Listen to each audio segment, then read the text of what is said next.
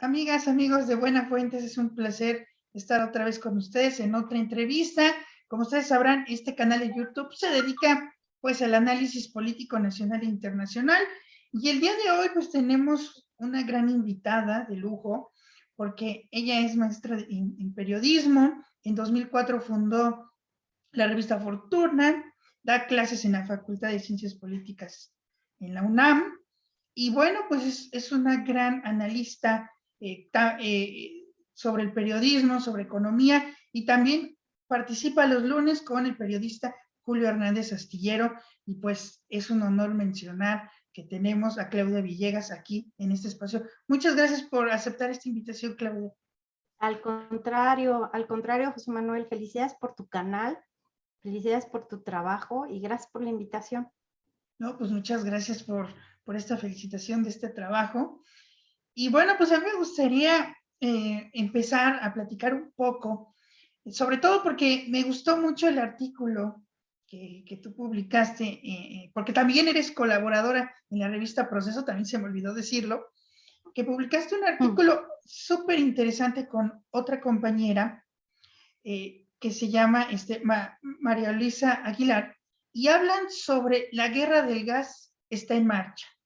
A mí me gustaría preguntarte en primer lugar, ¿tú cómo ves la idea del gobierno, o sobre todo del presidente López Obrador, en crear una empresa para vender gas, gas bienestar?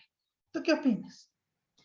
Me parece que es una buena iniciativa, José Manuel. En efecto, María Luisa Aguilar, que es una reportera con varias décadas de trabajo en la fuente económica, pues nos dimos a la tarea de investigar por qué la competencia en el sector del gas LP pues no había funcionado en los años que precedieron a la liberalización de los precios, pero sobre todo de las importaciones. Antes, ¿qué sucedía? Le tenían que comprar a Pemex los gaseros de LP, de licuado de petróleo, le compraban la molécula, igual que sucede con las empresas de gas natural, y ya nada más aplicaban un margen. A raíz de la reforma al sector de la energía, que lo que busca es sacar al gobierno federal del sector de los energéticos, bueno, pues se espera que compitan, que importen a los mejores precios, que le den un precio mejor a los consumidores, porque ya no iban a tener un precio controlado. Eso es lo que se esperaba. Pero pues con la sorpresa que la Comisión Federal de Competencia, con estos cálculos econométricos que realizan los expertos en competencia, que es uno de los temas más interesantes que hay en la economía, según yo, porque puedes medir, puedes establecer variables para saber si hay colusión, si hay oligopolios, si hay monopolios, si hay prácticas anticompetitivas.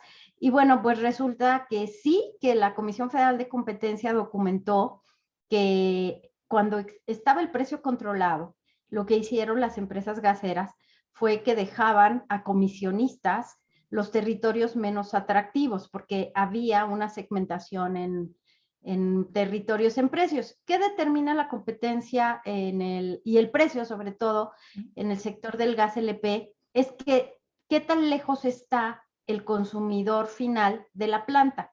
¿Cuánto se tiene que invertir en mover una pipa con gasolina? Que eso es de verdad es una irracionalidad. Ya sé que tenemos en la memoria colectiva, José Manuel, amigos, el tema de San Juanico y el tema de Guadalajara, las explosiones, y entonces nos da mucho miedo el manejo de combustibles a través de gasoductos, pero sí o sí se usan. Entonces, ¿qué encontró también la Comisión Federal de Competencia? Que entre más lejos estaba el consumidor de la planta, más intervención había de comisionistas. Por lo tanto, ese margen de los comisionistas, pues es el que se aumenta al precio del gas LP. Entonces, tenías un comisionista adicional, una comisión adicional, porque las empresas, las grandes, ya hemos dicho Belagas, Gastomsa, Zaragoza, ahora nos enteramos que hay empresas como Gas Campanita. Bueno, pues todas estas empresas no pierden porque ellas aseguran su margen.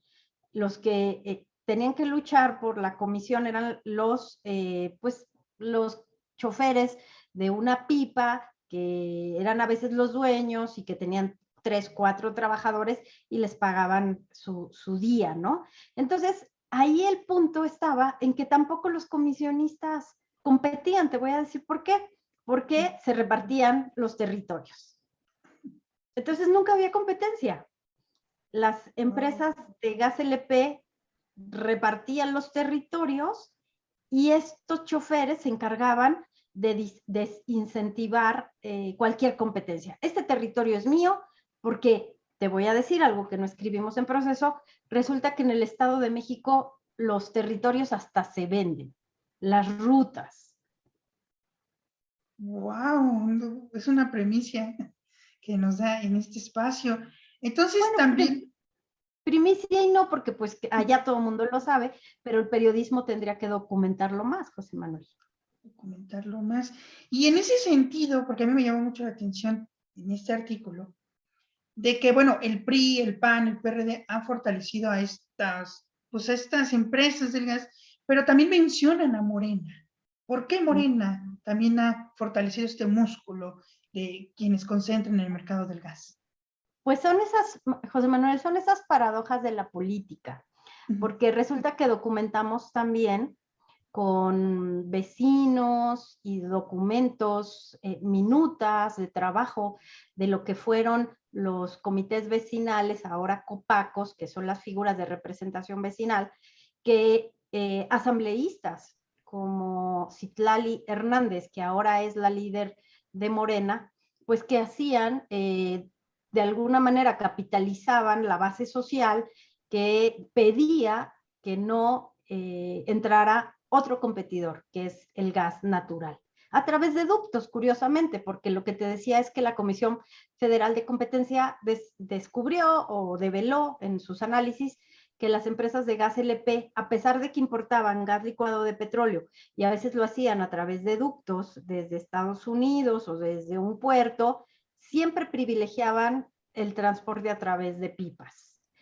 ¿Qué sucedió? Porque también había un negocio de pipas, ¿verdad? Otro intermediario.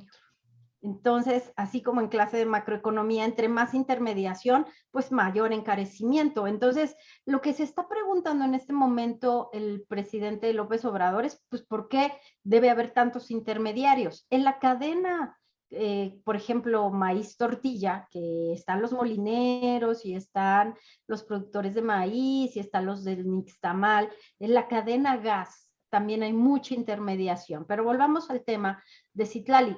Citlali Hernández, siendo asambleísta, pues respondía a las demandas ciudadanas, y digo ciudadanas entre comillas, de que no se permitiera la introducción de ductos de gas natural, a pesar de que había concesión, a pesar de que había permisos de obra, pues muchas veces, al menos 4 o 5 tenemos confirmada, se presentaba ante las máquinas de zanjadoras que buscaban meter los ductos para competir en el mercado del gas LP y pues resulta que se los impedían porque los vecinos no habían sido consultados, que puede ser perfectamente argumentable, no se les preguntó, que es el derecho humano a la información, y con estos argumentos fuimos retrasando la introducción del gas natural entre 2017 y 2019. Antes, te diría que 3, 4 años antes también pasó. ¿Y qué sucedía? Muchos del gas LP que eran comisionistas eran también vecinos. Entonces pedían que no se introdujera el gas natural. Interesante lo que nos estás mencionando, porque bueno, a mí sí me llamó mucho la atención esa parte, porque es lo que no están diciendo. Y a mí me gustaría hacer énfasis, porque quiero aprovechar que tengo el honor de platicar contigo, y quiero hacer énfasis que la oposición pues está argumentando que si los costos o los costos en el gas están altos es por los precios internacionales. ¿Qué tiene que ver esto? De estos precios internacionales. ¿Tiene razón la oposición? Sí, tiene razón, y ahí también matizaría lo que dice la oposición junto con la Coparmex que son organismos, cúpula del sector privado, que han estado todo el tiempo cuestionando las medidas del gobierno. En este momento creo que la Coparmex lo que está diciendo es que van a desaparecer muchas empresas. Pues no, lo que vimos es que están desapareciendo la intermediación. Es lo mismo que sucede con el oxígeno.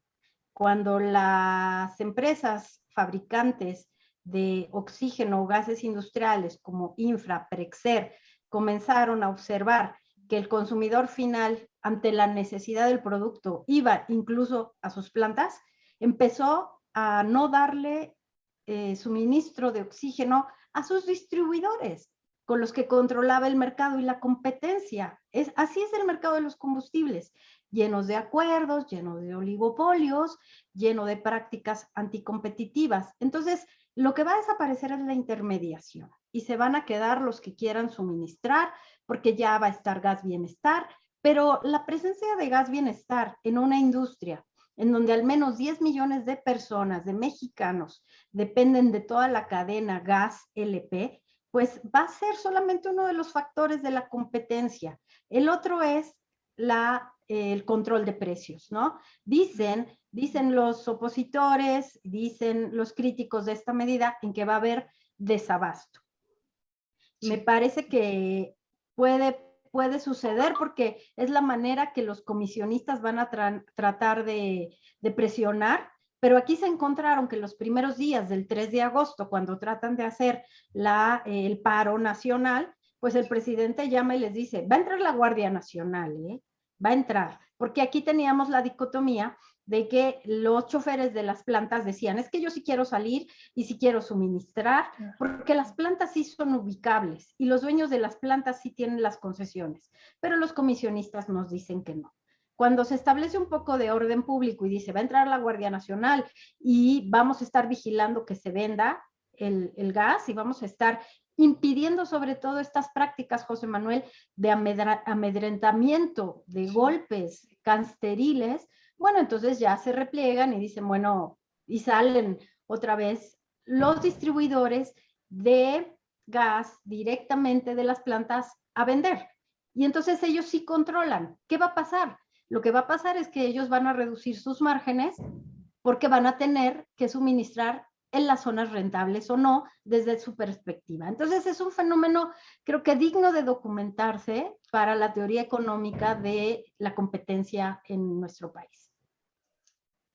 Es fundamental lo que nos estás mencionando, porque bueno, el discurso de la oposición es de que debe de haber libre mercado, pero como que veo que se sienten como que intimidados porque está la empresa, bueno, va a estar Gas Bienestar. Entonces, y según tu perspectiva, ¿cómo ves que sea filial de Pemex? ¿Está bien que sea filial de Pemex?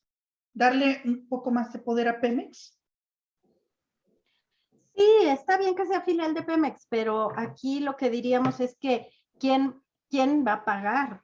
Otra vez Pemex, con el gran pasivo que tiene, va a absorber costos en este momento vinculados con precios históricamente altos del gas LP. Y en el reportaje de proceso sí documentamos cómo se ha comportado el precio del gas licuado de petróleo, porque ante los problemas que tuvieron los ductos de gas natural, bueno, pues entonces subió porque muchos mercados necesitaban el gas licuado de petróleo. Es decir, el mercado de los energéticos debe de estar equilibrado. No podemos depender ni del gas natural ni del gas licuado de petróleo, ¿no? Pero lo que pasó en los años previos es que tanto PRI, tanto PAN, tanto PRD, tanto Morena, pues usaron de alguna manera, aprovecharon la base social de la gran necesidad que es este producto de gran necesidad en todos los segmentos de la población. Entonces, Monterrey, por ejemplo, no tendrá este problema. Habría que analizar qué pasa en Monterrey, porque como ustedes saben, los estados del norte del país que están cerca de los ductos de gas natural, del hub Texas y de todo esto donde se vende más barato, bueno, pues ellos son primordialmente gas natural. ¿Qué pasa? Debemos tener opciones. Lo que pasó en Texas durante el invierno pasado fue que ellos dependían también del gas natural y no tenían opciones. Entonces, en Estados Unidos se están pertrechando, aquí en México debemos tener opciones, y lo que nos demuestra es que la política vinculada con estos temas pues siempre genera distorsiones. También te diré que en este momento me parece que el presidente López Obrador y el gobierno pues otra vez están aprovechando la base social de la necesidad de tener acceso al gas natural barato. Y bueno, es popular, sí es popular, habrá que ver cuánto cuesta a través de Pemex, si no va a generar un problema de deuda de pasivos. Y bueno, está el otro componente de la inflación, que como saben ustedes, Julio se dio a conocer que traemos otra vez inflación alta. Y bueno, ahorita me gustaría pasar al tema económico, como ya habíamos quedado tú y yo en Twitter, pero me gustaría aprovechar y preguntarte dos cosas. Lo que tenemos que hacer es diversificar, ¿no? Las energías, la manera de abastecer de energía al país. Por ejemplo, también debemos optar por las energías limpias, pero también por las energías fósiles. En ese sentido, a mí me gustaría preguntarte, ¿cómo ves la estrategia del presidente López Obrador de rescatar a Pemex? Por ejemplo, y también rescatar la soberanía energética. Hemos visto que compraron una refinería Deer Park en Estados Unidos. Entonces, ¿tú cómo viste este movimiento? ¿Cómo ves la política energética del presidente López Obrador con una perspectiva económica? Fíjate que critican mucho al presidente López Obrador desde el ángulo de los preceptos, de las teorías que muchos de nosotros aprendimos durante la época del neoliberalismo.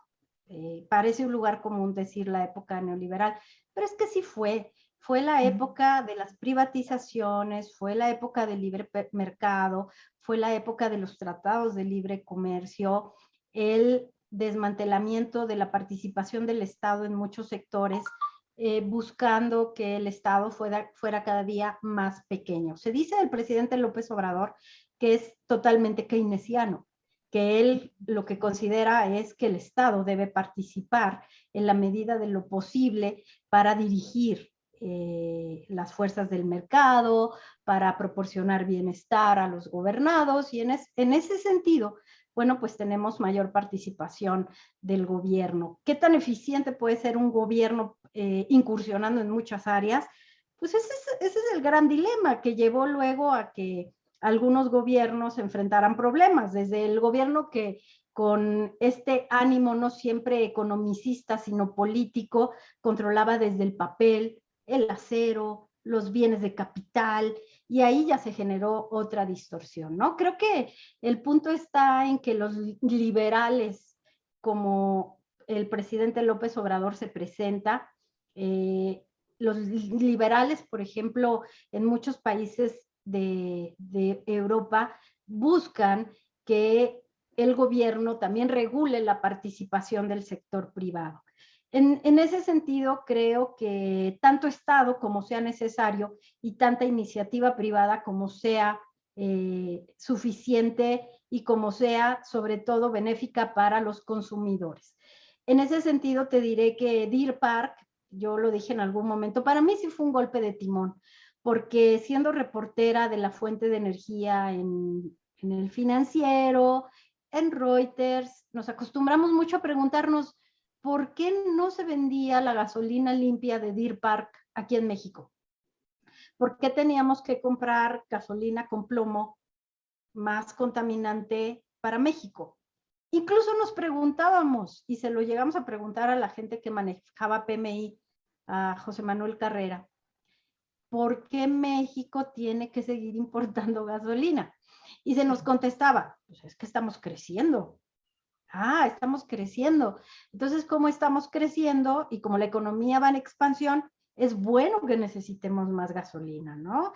Esas eran las respuestas que nos daban. Por eso cuando Deer Park se anuncia con bombo y platillo que se va a adquirir, bueno, pues nos vamos a los libros blancos de Deer Park y encontramos que sí había restricciones para que Deer Park, junto con Shell, vendieran gasolina aquí en México. Parte de los convenios era yo te compro tu petróleo, pero la gasolina no se vende en México. Ese tipo de candados y ese tipo de cosas que realmente el presidente me parece que se cuestionó cuando vio, pero ¿por qué aceptamos esto? ¿Por qué firmamos esto? Cuando nuestro petróleo puede ser tan valioso en cualquier otro mercado. Entonces, creo que Deer Park es una apuesta arriesgada, pero es una apuesta conducente con lo que está haciendo el presidente López Obrador. Los analistas económicos están, y financieros sobre todo, están diciendo que Pemex está en el filo de la navaja, que debe mucho dinero, que es una de las empresas más endeudadas del mundo, que va a enfrentar problemas y que se tendría, porque no reduce costos, porque tampoco el presidente quiere reducir trabajadores. Creo que estamos todavía por ver si el modelo que observa el presidente López Obrador para Pemex va a ser suficiente. Es una petrolera que, a diferencia de las grandes, los gigantes, las llamadas 7 hermanas, pues Pemex no está reconfigurándose hacia lo verde, incluso no ha hecho pronunciamientos respecto a su huella de carbón. Estamos, creo que también en medio de la pandemia, José Manuel, viviendo momentos muy de reconfiguración en donde designar o censurar o señalar con el dedo flamígero una iniciativa es muy riesgoso.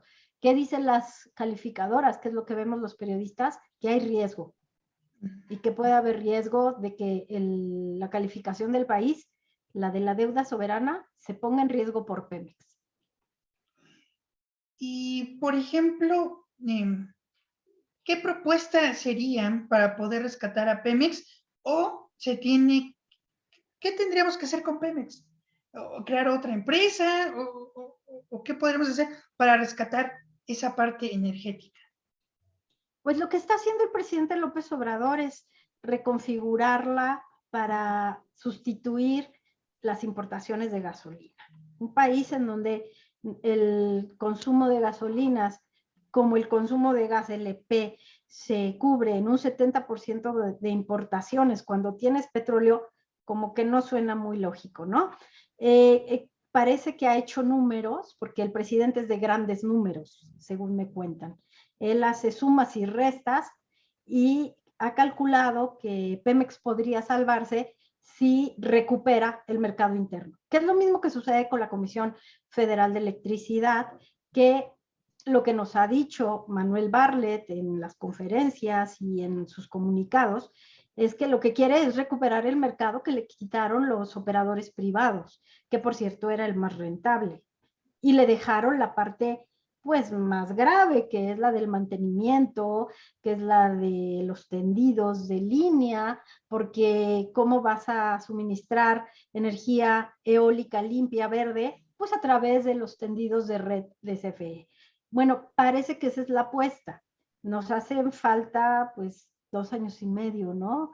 Del gobierno, un poquito más. Y sabremos cómo entregan las grandes empresas de energía del Estado.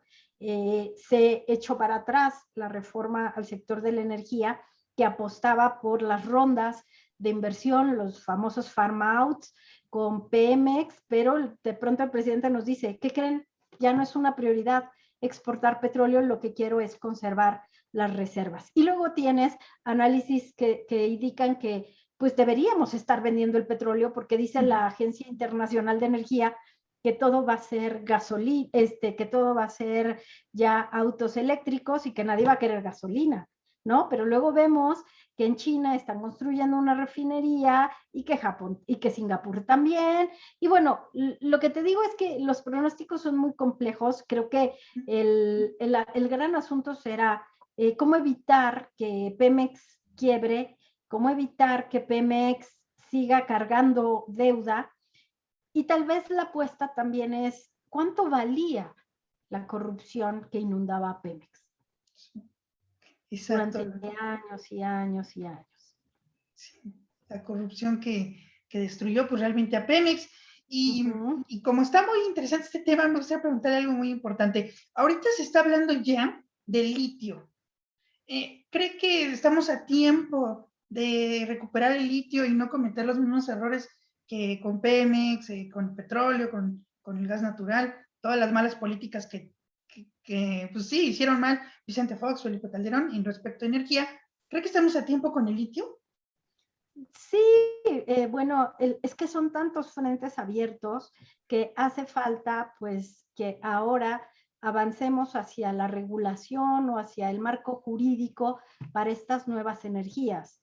Pero imagínate, José Manuel, si no nos ponemos de acuerdo con las energías verdes, con los recursos naturales que tenemos, eh, no sé si le alcance el tiempo al presidente López Obrador de ver todos estos temas. Bueno, pues ya para ir cerrando y no quitarte más tiempo, porque sé que tienes la agenda muy apretada y te agradezco en verdad de aceptar esta entrevista. ¿Y cómo has visto el manejo económico, por ejemplo, en la pandemia? ¿El gobierno se tuvo que endeudar? ¿Realmente sí se tuvo que endeudar para poder, no sé, crecer económicamente? ¿O cómo ves el manejo económico durante la pandemia? Mira, también es otro tema muy controversial porque México en este momento en el concierto internacional es una paradoja, porque se observa finanzas públicas sanas, que es de los endeudamientos más bajos y que eso tendría que ser un incentivo para la inversión extranjera. Es decir, simplemente si el gobierno hace una emisión o renueva deuda, pues tendría que ser atractivo, ¿no? Por el bajo nivel de endeudamiento, que lo único que nos dice es, por un lado, que México no adquirió deuda para liberar recursos para el rescate a través de, no sé, lo que estaban sugiriendo al principio de la pandemia. Una gran reforma fiscal junto con un endeudamiento que permita apoyar a las empresas para que no paguen impuestos y para que de alguna manera puedan resistir y no corran a los trabajadores ante el gran encierro, los choques de oferta y los choques de demanda. Pues no, el presidente López Obrador dijo, no, aquí hay empresas que tienen grandes márgenes, que van a aguantar y que las que quieran correr gente, pues este es un asunto de ellas. Tendrán que liquidarlos, tendrán que apoyarlos, es lo que ellas quieran hacer. Y no solo eso, sino que se dedica, José Manuel, a cobrar impuestos. O sea, la más contracíclica de las medidas en un momento en donde tenías que ser procíclico, pero a mí lo que me explicaban en la Secretaría de Hacienda en el SAT es que, y como lo dijo muchas veces Arturo Herrera, esta no es una crisis tradicional, esta es una crisis por diseño, esta es una crisis por pandemia. Entonces, no vamos a reaccionar como lo hicimos con el FOBAPROA cuando había riesgos sistémicos y como en un castillo de naipes, tenías que impedir que se cayera todo, porque en algún momento se iba a caer. Entonces, el manejo de la pandemia es controversial porque se mantuvo el control de la economía a través de las finanzas públicas, quizás a costa de que muchos trabajadores perdieran su trabajo porque las empresas decidieron, pues si no hay ventas, el caso de Alsea, por ejemplo, ¿no? Que decidió durante los primeros meses correr a la gente o decirles, ¿no? Lo que eufemísticamente llamó licencias de trabajo sin goce de sueldo. Te corrieron, en la práctica te corrieron, ¿no? Entonces, eso pasó en algunas empresas y le van a echar la culpa al gobierno de que no hubo apoyos. Las pequeñas empresas tuvieron créditos de 25,000 pesos que te servía para un mes, pero no te servía para más, y el gobierno decidió hacer esto. ¿Cuáles eran pero tuvimos el vaso comunicante, José Manuel, de las remesas de los paisanos? Sí. Mientras muchos países veían que bajaban y bajaban las remesas, México vio el milagro de las remesas, que es, en teoría es una mala noticia, porque vimos que los mexicanos regresaron a los centros de trabajo de Estados Unidos y se convirtieron lamentablemente en trabajadores esenciales. Muchos de ellos murieron y vimos una tragedia en ese sentido. Entonces, también los apoyos históricos a la economía de Estados Unidos se volvieron un vaso comunicante. Y luego tuvimos la firma del TEMEC, que se apostaba también que un gobierno como el de López Obrador quizás no lo iba a firmar. Y lo firmó, y lo avaló, y lo sacó adelante. Y eso también apoyó mucho la fuerza del comercio exterior. Hoy te diré que quizás el sector agropecuario, las berries, los aguacates, la coliflor, la lechuga, se está convirtiendo el comercio exterior de frutas y vegetales en uno de los más poderosos para México. Entonces, tuvimos una mezcla de elementos que recordarán a esta pandemia, pues como la decisión de mantener, fíjate también lo que pasó, y eso creo que también es para análisis. En Estados Unidos, cuando se hace pues el programa estratégico para apoyar a la gente a través de subsidios, de transferencias, uno de los programas pues más complejos que se enfrentó a Estados Unidos es cómo encuentro a la gente que lo necesita. ¿Cómo lo hago? Acá teníamos, gracias a los programas de transferencia, a Sembrando Vida, a Jóvenes Construyendo el Futuro, que ya estaba en marcha, que la crítica que yo le haría es que pues se desmanteló mucho lo que se tenía en los gobiernos priistas porque sabían que tenían muchos intereses corporativos y eso les tomó más de tiempo encontrar a quienes les ibas a dar, a quienes tú sí querías darle los subsidios. En Estados Unidos se tardaron. Y aquí en México, pues inmediatamente inicia la pandemia, se adelantan 2 meses o 2 periodos, que son 4 meses, a los adultos mayores, se les da a los chicos y comienza a haber dinero en los segmentos de la población que lo necesitan. Ahora vemos con Coneval, y eso es también tema de análisis, que aumentan los pobres, pero los pobres desde la interpretación de que son esa población que no tiene acceso a bienes básicos como la salud.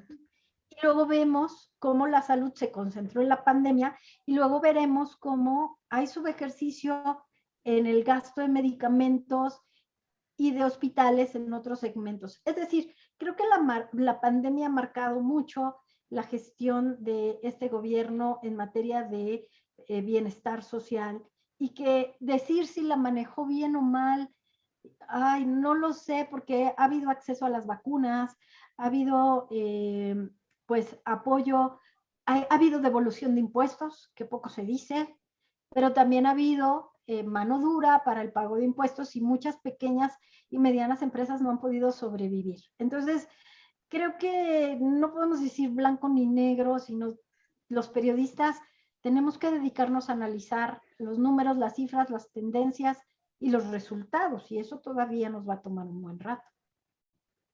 Exacto. Y sí, porque a veces acostumbramos a ver el blanco y negro, vemos que pues están criticando, ¿no? De que no estamos creciendo económicamente, el año pasado pues, no crecimos. ¿Tú cómo ves 8%. y también caímos? ¿Tú cómo ves el panorama económico en un futuro? ¿Crees que el modelo de la 4T va a poder lograr buenos resultados? Porque no nada más es cuestión de crecimiento económico, sino también la distribución de la riqueza, ¿no? Muchos como que, la oposición como que no le toman importancia al coeficiente Gini, pero ¿tú cómo ves ese panorama económico? Fíjate que no sé ahora cómo está el coeficiente Gini, que marca la distribución de la riqueza, que entre más cerca al 1 estemos es mejor, ¿no? Así se mide. Creo que Rogelio Ramírez de la O, que es un economista que pues no quería venir a México o no se le había invitado, o todas las historias que se tejen en torno a quien se convirtió en el secretario de Hacienda del gobierno legítimo en un momento en que el presidente López Obrador pues impugnó una votación, ¿no? Esto fue histórico. Y Rogelio Ramírez de la O quiso durante la primera mitad del gobierno de López Obrador mantenerse al margen y ha sido ratificado por el Congreso y tiene toda la confianza del presidente López Obrador. ¿Qué hace falta? Y él hizo mucho énfasis, José Manuel, ante el Congreso, confianza de los inversionistas. Porque yo te decía, a ver, México tiene tasas de interés muy buenas para la inversión de portafolios. Tiene bajo nivel de deuda. Deberíamos de tener inversiones en CETES.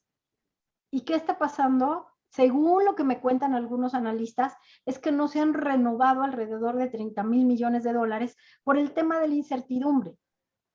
Si con dos aspectos tan importantes que cualquier inversionista de cartera, de esos que tienen millones de dólares en fondos de pensiones, no quieren invertir en México, es que algo está pasando. Entonces, creo que los mensajes a la inversión tienen que ser contundentes. Se respeta el Estado de Derecho, acá no se va a permitir lo que querían antes, colusión para tener grandes márgenes. Y además déjame decirte que hay análisis de que en México los márgenes de las empresas son de los más altos en el mundo. Que los ajusten un poco no les va mal, porque somos un mercado enorme, José Manuel, en telecomunicaciones, en consumo, en turismo. Somos muchos, somos un país enorme, somos de los países más grandes del mundo. La pandemia nos ha mostrado qué difícil es controlar una pandemia con un nivel de población tan alta, pero también nos ha demostrado que como somos muchos, podemos defendernos mejor incluso ante estos eventos tan dramáticos. Entonces, creo que Rogelio Ramírez de la O fue enfático en que sí se puede tener certidumbre en la inversión y que va a ofrecer las garantías mínimas para que regrese la inversión y que va a ofrecer asociaciones público-privadas, pero siempre con el énfasis en la economía social. Lo que representa es que vamos a tener ya en septiembre, José Manuel, el proyecto de egresos, el presupuesto de egresos, la iniciativa de ingresos, el paquete económico, los criterios generales de política económica, ya con la mano de Rogelio Ramírez de la O. Y como dicen los analistas, que todo el día yo estoy hablando con analistas de todas las corrientes ideológicas y lo que dicen es que este país necesita empleos formales, porque el empleo informal se está convirtiendo en la válvula de escape. Entonces necesitamos empresas que inviertan con proyectos para 5 o 6 años. Pero imagínate que no sabemos cómo viene el aspecto político, ¿no? Y no conforme con eso tenemos pues un referéndum para ver si se va o no se va el presidente.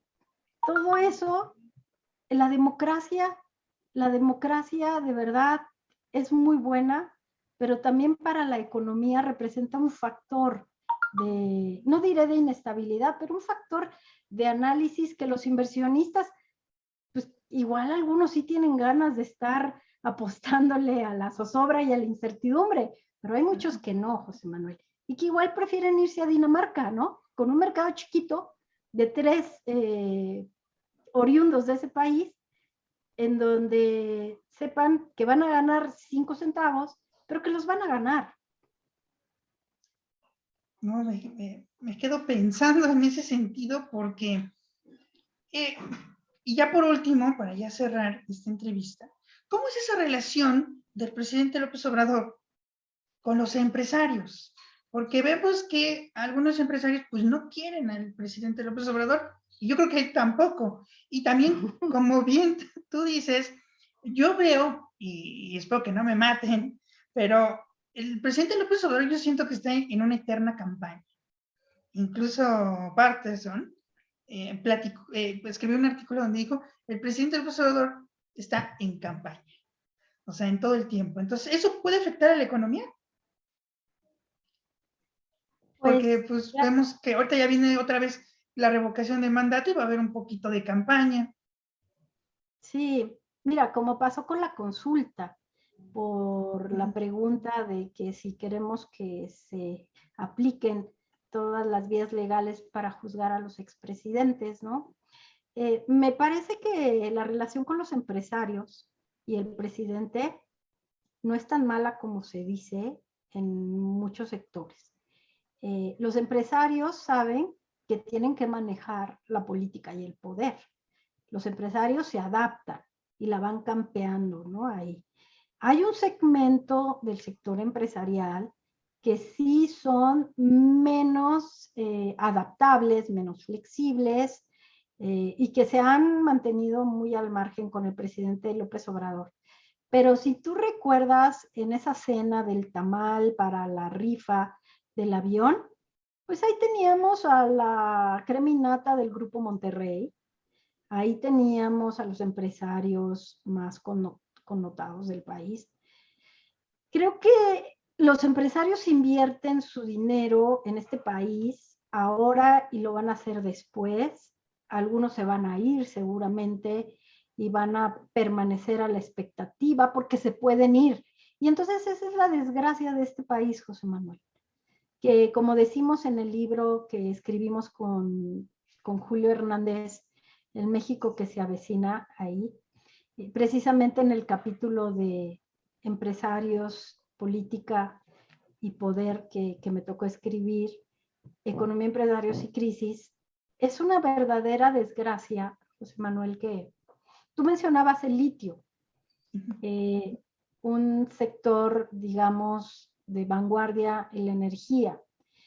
Y yo me planteo en el libro, ¿por qué los empresarios mexicanos todo el tiempo tienen que estar aspirando, los más grandes, a invertir en sectores con una gran seguridad, donde la innovación no es la constante, sino que son sectores, en primer lugar, regulados, seguros, con concesiones, donde tengo, y antes se usaba el capitalismo de cuates, como decía Stiglitz, pues para tener segura mi inversión, ¿no? ¿Cuántos empresarios tenemos que estén optando por la innovación, por la ciencia, por la tecnología? Y ya sé, me van a decir, bueno, es que en Estados Unidos tampoco ha sido gratuito. Steve Jobs y Bill Gates también son resultado de apoyos y también de fondos y también de exención de impuestos.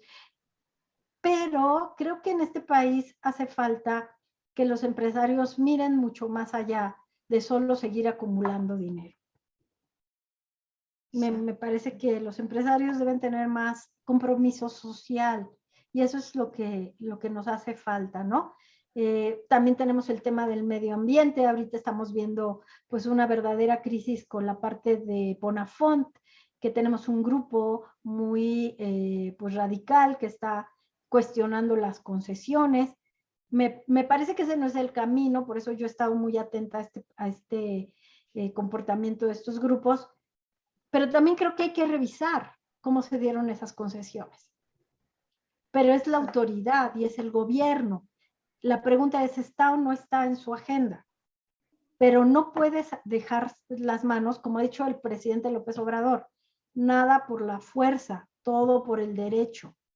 Entonces, cuando no están esos temas en su agenda, pues simplemente los gobiernos dejan que pase y que se viole el Estado de Derecho. Y a mí lo que me preocupa es cómo se ve el país desde fuera. Cómo los inversionistas dicen, ay, no, mira, ya viste, ya no vamos a ir a invertir allá. Sí. Y eso es lo que me preocupa. Y eso es lo que yo le reclamaría a veces a los políticos. Hay que hacer valer el Estado de Derecho y hay que dar la cara. Claro.